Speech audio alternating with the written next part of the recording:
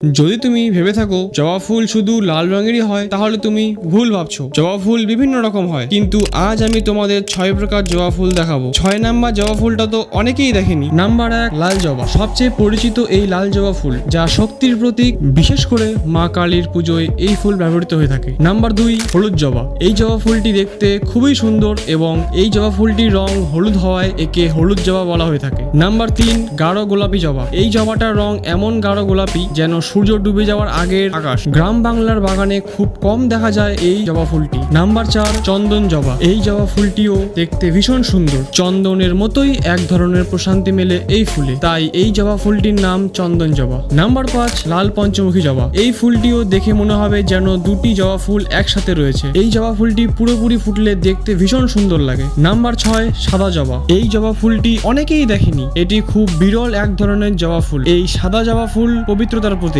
শান্তির ছোঁয়া লুকিয়ে রয়েছে এই ফুলের প্রতিটি পাপড়িতে। এই 6টি জবার মধ্যে তোমার কোনটি প্রিয় অবশ্যই কমেন্ট করে জানিও। এইরকম আরো ইনফরমেটিভ এবং আকর্ষণীয় ভিডিও পেতে চ্যানেলটিকে সাবস্ক্রাইব করুন।